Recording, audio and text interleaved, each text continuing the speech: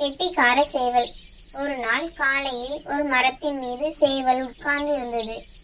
காலை நேரம் ரம்மியமாக இருந்தபடியால் உற்சாகமாக சேவல் கூவியது. பல தடவை கூவியது. இதை கேட்ட நரி அங்கே வந்தது. நரிக்கு சரியான பசியாக இருந்தது. அந்த சேவலை பிடித்து சாப்பிட ஆசைப்பட்டது. ஆனால் சேவல் மரத்தின் மீது இருந்தபடியால் அதை பிடிக்க முடியவில்லை. இதற்காக ஒரு தந்திரம் செய்ய நினைத்தது. உடனே சேவலை பார்த்து, சகோதரனே வணக்கம், ஒரு நல்ல செய்தியை நீ கேள்விப்பட்டாயா? பறவைகளுக்கும் மிருகங்களுக்கும் ஒரு சமாதான ஒப்பந்தம் ஏற்பட்டு விட்டது. இனி ஒருவருக்கொருவர் சண்டை போட்டுக் கொள்ளக்கூடாது. அன்பாய் நடந்து கொள்ள வேண்டும். சகோதர மனப்பான்மையை வளர்க்க வேண்டும்.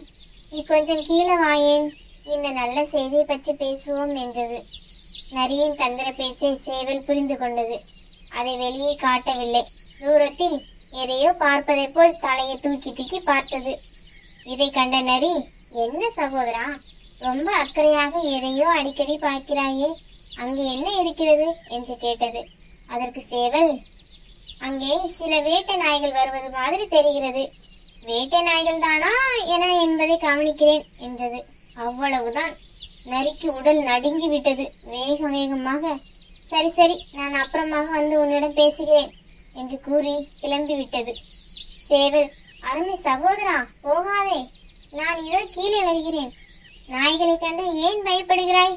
இப்பொழுதுதானே நீ சொன்னாய் எல்லாருக்கும் இடையே சமாதான ஒப்பந்தம் ஏற்பட்டிருக்கிறது என்று. நரி, அந்த ஒப்பந்தத்தை பற்றி அநேக பேர் கேள்விப்பட்டிருக்க மாட்டார்கள். அந்த நாய்களுக்கு தெரியாமல் இருந்தால் நான் என்ன கதி ஆவது? நான் போகிறேன் என்றது. இதை சொல்லிவிட்டு நரி ஒரே ஓட்டமாக ஓடி காட்டுக்குள் மறைந்து விட்டது. சேவல், யாரிடம் ஏமாற்ற பார்க்கிறாய்?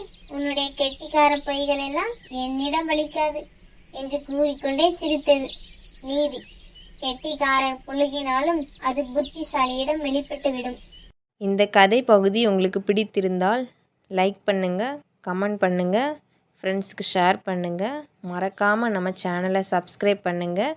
Thank you friends.